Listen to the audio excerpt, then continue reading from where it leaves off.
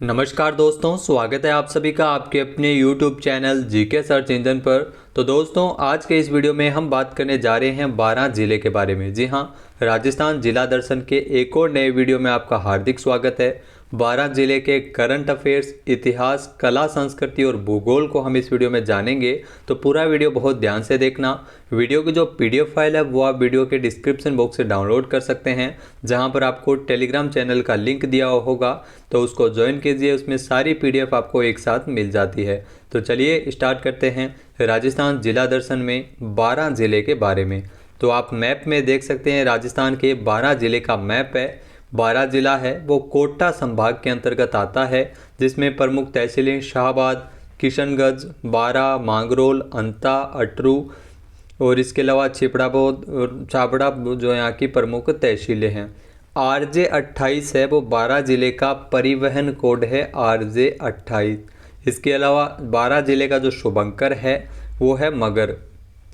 अब बात करते हैं बारां जिले के करंट अफेयर्स के बारे में। जी हाँ, जनवरी से लेकर अब तक इम्पोर्टेंट जो करंट अफेयर्स के क्वेश्चन बने थे बारां जिले से संबंधित, आइए जानते हैं। तो साल 2020-21 में 5 जिले प्रतापगढ़, बांसवाड़ा, उदयपुर, डूंगरपुर और बारां, इन जिलों के लिए इंदिरा गांधी मातृत्व पोषण योजना शुरू की गई थी। जी हाँ, इसके अंतर्गत दूसरी संतान के जन्म पर गर्भवती महिलाओं को 6,000 रुपये आर्थिक सहायता राशि दी जाती है। अब इस योजना का दायरा बढ़ाते हुए पूरे प्रदेश में इसे लागू किए जाने की घोषणा मुख्यमंत्री अशोक गहलोत द्वारा बजट में की गई थी। इसके माध्यम से 3,50,000 गर्भवती महिलाएं प्रति वर्ष लाभान्वित होंगी। इस योजना के तहत बजट है वो 210 करोड़ रुपए रखा गया है। तो बारां जिले से इस योजना की शुरुआत हुई थी। शुरुआत में इंदिरा गांधी मातृत्व पोषण योजना 5 जिलों में शुरू हुई थी, जिसमें बारां भी शामिल था। इसके अलावा बारां के रामगढ़ क्रेटर को दुनिया के क्रेटर को पहचानने वाले अंतर्राष्ट्रीय संगठन Earth impact database society of Canada द्वारा संवैधानिक मान्यता दी गई है। जी हां, बारां जिला मुख्यालय से लगभग 40 किलोमीटर दूर प्राकृतिक भौगोलिक विरासत रामगढ़ क्रेटर को दुनिया के क्रेटर को पहचानने वाले अंतर्राष्ट्रीय संगठन Earth impact database society of Canada द्वारा संवैधानिक तौर पर मान्यता प्रदान की गई है। रामगढ़ को अब विश्व भू विरासत के 200वें क्रेटर के रूप में मान्यता दी गई है। ये देश का तीसरा क्रेटर है जो देश विदेश में पहचान मिलने से यहाँ पर पर्यटन को बढ़ावा देगा। तो उल्कापिंड के माध्यम से क्रेटर झील बनी है रामगढ़ क्रेटर, जो बारां में स्थित है। नासा और इसरो के भौगोलिक अध्ययन के अनुसार इस खगोलीय घटना की आयु लगभग 60 करोड़ वर्ष पूर्व मानी जाती है। इस क्रेटर की खोज ईस्ट इंडिया कंपनी के एक अंग्रेज वैज्ञानिक डॉक्टर मलेट ने 1869 में की थी। इसके अलावा नवीन सिलिकोसिस पोर्टल 2022 जो पायलट प्रोजेक्ट के रूप में बारां जिले से शुरू हुआ था। जी हां, सामाजिक न्याय व अधिकारिता मंत्री टीकाराम जूली ने 5 मई 2022 को सामाजिक न्याय व अधिकारिता विभाग के सभागार में नवीन सिलिकोसिस पोर्टल 2022 का वीडियो कॉन्फ्रेंसिंग के माध्यम से शुभारंभ किया था। नई सिलिकोसिस नीति के अनुसार सिलिकोसिस पीड़ितों को दी जाने वाली आर्थिक सहायता को व्यवस्थित और सरलता से प्रदान करने हेतु ऑटो अप्रूवल आधारित नवीन सिलिकोसिस पोर्टल 2022 शुरू किया है। इसमें ऑटो अप्रूवल के माध्यम से प्रत्यक्ष हस्तांतरण की सुविधा है वो मिलेगी। इस पोर्टल को सर्वप्रथम पायलट प्रोजेक्ट के रूप में गंगानगर, हनुमानगढ़, बीकानेर, चूरू, जैसलमेर, टोंक, डूंगरपुर, बांसवाड़ा, चित्तौड़गढ़ और बारां जिलों से इसकी शुरुआत की गई है। इसके अलावा बारां जिले के छाबड़ा में 660 मेगावाट की 2 यूनिट की स्थापना की जाएगी। जी हां, बारां जिले के छाबड़ा में 660 मेगावाट की 2 यूनिट और कालीसिंध में 800 मेगावाट की एक अल्ट्रा सुपर क्रिटिकल यूनिट के पावर प्रोजेक्ट की स्थापना की जाएगी। तो मुख्यमंत्री ने RRVUNL के छाबड़ा में अल्ट्रा सुपर क्रिटिकल तकनीक पर आधारित थर्मल पावर प्रोजेक्ट स्थापित किए जाने के प्रस्ताव का अनुमोदन किया था। यह पर्यावरण संरक्षण के साथ विद्युत उत्पादन कर राजस्थान विद्युत क्षेत्र में इसके माध्यम से आत्मनिर्भर भी बन सकेगा। तो चलिए स्टार्ट करते हैं बारां जिले के इतिहास को। जी हाँ, प्राचीन काल में वराह नगरी के नाम से, यानी भगवान विष्णु के वराह अवतार के कारण बारां को वराह नगरी के नाम से भी जाना जाता है। बारां जिला प्राचीन काल में 12 तालाबों को पाटकर बसाया गया था। कुछ इतिहासकारों का मानना है कि इस क्षेत्र में 12 गांव आते थे, इसीलिए इस क्षेत्र को बारां के नाम से पुकारा जाता है। बारां जिले में सोलंकी राजपूतों ने बारां जिले को बसाया था।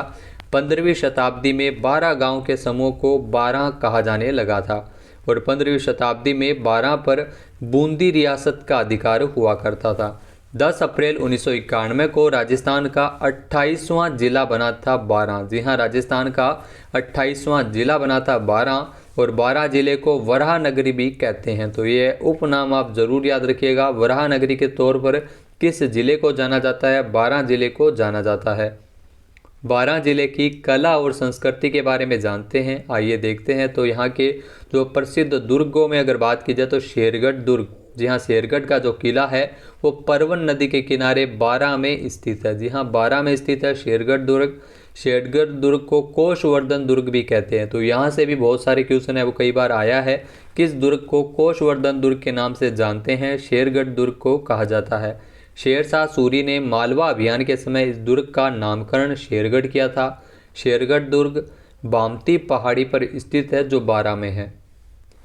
इसके अलावा शाहबाद दुर्ग। जी हाँ, शाहबाद दुर्ग, इसका निर्माण राजा मणिमुकुट देव ने मुकुंदरा पहाड़ी पर बनाया था। इस दुर्ग को सलेमाबाद दुर्ग भी कहते हैं। शाहबाद को सलेमाबाद दुर्ग भी कहते हैं। यह दुर्ग बादशाह औरंगजेब का विश्राम स्थल है। जी हाँ, शाहबाद का जो किला है वो बादशाह औरंगजेब का विश्राम स्थल था। इस दुर्ग में नवल बाण तोप रखी गई है। तो ये भी आप ध्यान रखना, शाहबाद दुर्ग में नवल बाण तोप है वो रखी गई है। नाहरगढ़ दुर्ग, ये बारां में है। वैसे जयपुर में भी है, लेकिन बारां का जो नाहरगढ़ दुर्ग है वो लाल पत्थर से निर्मित दुर्ग है, जो दिल्ली के लाल किले की तर्ज पर बनाया गया है। तो राजस्थान में अगर लाल किले की तर्ज पर कौन सा दुर्ग बना है? नाहरगढ़ दुर्ग, जो बारां में स्थित है। इसके अलावा जामा मस्जिद, ये शाहबाद बारां में है।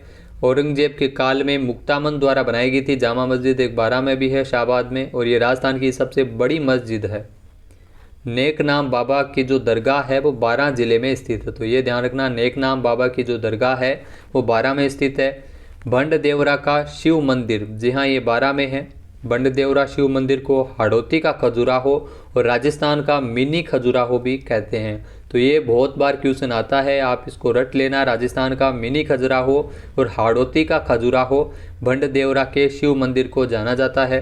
भंडेवरा में पंचायतन शैली और खजुराहो शैली में मंदिर बनाए गए हैं। इस मंदिर का निर्माण चौहान राजा मलय वर्मा द्वारा 10वीं शताब्दी में करवाया गया था।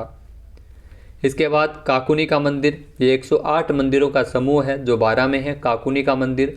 गड़गच्च शिवालय, ये भी बारां में ही स्थित है। लक्ष्मी नारायण जी का मंदिर, ये राजस्थान के बारां जिले में है। सीता लक्ष्मण मंदिर, जी हाँ, सीता लक्ष्मण मंदिर, ये भी सीताबाड़ी बारां में स्थित है। वाल्मीकि जी का आश्रम, ये भी सीताबाड़ी बारां में ही है। इसके अलावा ब्रह्माणी माता का मंदिर, जी हाँ, ब्रह्माणी माता का मंदिर सोरसेन बारां में स्थित है, और गुफा मंदिर के नाम से भी ब्रह्माणी माता के मंदिर को जाना जाता है। एकमात्र ऐसा मंदिर है जिसमें देवी की पीठ की पूजा की जाती है। ब्रह्माणी माता की पीठ की पूजा होती है इनके मंदिर में। सोरसन बारां में स्थित है। कृष्ण विलास महल, ये भी बारां में बना हुआ है। डोल उत्सव, श्री जी का जो मेला भरता है वो बारां में भरता है। डोल उत्सव कहाँ आयोजित होता है? बारां में आयोजित होता है। कपिल धारा का मेला, जो कार्तिक पूर्णिमा को सहरिया क्षेत्र में लगता है। कपिल धारा का जो मेला है वो कार्तिक पूर्णिमा को भरता है सहरिया क्षेत्र बारां में। इसके अलावा सीताबाड़ी का जो मेला है ये भी सीताबाड़ी बारां में आयोजित किया जाता है, और सहरिया जनजाति का महाकुंभ कहते हैं। इस मेले के बारे में काफ़ी सारे क्वेश्चन एग्जाम में आते हैं। सीताबाड़ी मेला कहाँ बढ़ता है? सीताबाड़ी बारां में, जो सहरिया जनजाति का महाकुंभ भी कहते हैं। ज्येष्ठ अमावस्या को ये मेला लगता है। लव कुश की जो जन्मस्थली भी कहा जाता है सीताबाड़ी को, और ये हाड़ौती क्षेत्र का सबसे बड़ा तो रंगीन मेला भी अगर जिसे जाना जाता है वो सीताबाड़ी मेला ही है। इसके अलावा रेलावन, जो हड़प्पा कालीन पुरातत्व स्थल है। रेलावन। दुगेरी, ये भी हड़प्पा कालीन पुरातत्व स्थल है जो बारां में स्थित है। सहरिया जनजाति के बारे में आइए जानते हैं। तो सहरिया जनजाति जो सर्वाधिक जो जनसंख्या है वो शाहबाद किशनगंज बारां में ही निवास करती है। भारत सरकार ने सहरिया जनजाति को आदिम जनजाति समूह में शामिल किया है। सहरिया जनजाति का गांव सहरोल व मुखिया कोतवाल कहलाता है। जी हाँ, गांव सहरोल कहते हैं सहरिया जनजाति का, और मुखिया को कोतवाल के नाम से जानते हैं। इस जनजाति की जो सबसे बड़ी पंचायत है वो 84 पंचायत है। सहरिया जनजाति का प्रमुख नृत्य शिकारी एवं लहंगा नृत्य। नृत्य आप याद रखना, शिकारी और लहंगा नृत्य है वो सहरिया जनजाति का प्रमुख नृत्य है। कुलदेवी कोडिया देवी होती है।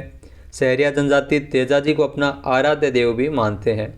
कर्नल जेम्स टॉड ने सहरिया जनजाति के बारे में लिखा है कि शहरियों को एक रोटी खिला दीजिए, वे आपको जीवन भर याद रखेंगे। सहरिया जनजाति के लोग वाल्मीकि को आदि गुरु मानते हैं। वाल्मीकि को ये आदि गुरु मानते हैं सहरिया जनजाति के लोग। और यहाँ की जो बस्ती को सहराना और घर को टापरी कहते हैं। ये नाम आप याद रखना, काफ़ी बार एग्जाम में यहाँ से ही क्वेश्चन बनते हैं। सहरिया जनजाति की बस्ती को सहराना कहा जाता है और घर को टापरी कहा जाता है।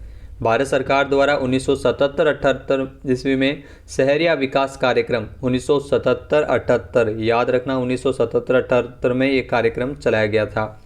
1812 की धनुष लीला है वो काफ़ी प्रसिद्ध है, जिसमें धनुष राम जी ने तोड़कर दर्शकों द्वारा तोड़ा जाता है। ये इंपॉर्टेंट फैक्ट है, ध्यान रखना। 1812 की जो धनुष लीला यहाँ की प्रसिद्ध है, जिसमें धनुष को राम जी नहीं तोड़ते बल्कि दर्शकों द्वारा ये धनुष तोड़ा जाता है। मांगरोल 12 की रामलीला ढाई कड़ी के दोहों के लिए भी काफ़ी प्रसिद्ध है। इसके अलावा 12 के भूगोल को जानते हैं। यहाँ का जो 12 जिले का शुभंकर होता है वो मगर होता है। 12 को वराह नगरी के नाम से जानते हैं। उपनाम है 12 का वराह नगरी के नाम से जाना जाता है। 12 जिला है वो कोटा संभाग के अंतर्गत आता है। कोटा संभाग में 4 जिले आते हैं, जिसमें बूंदी, कोटा, झालावाड़ और बारां। हाड़ौती क्षेत्र के नाम से भी जानते हैं। कोटा संभाग का जो क्षेत्र है वो हाड़ौती के नाम से भी जाना जाता है। 12 की कुल जनसंख्या 12,22,755 है। जी हाँ, 12,22,755 यहाँ की जनसंख्या है। कुल लिंगानुपात 929 है और 12 की जो साक्षरता दर है वो 66.7% है। वो 12 जिले की साक्षरता दर है।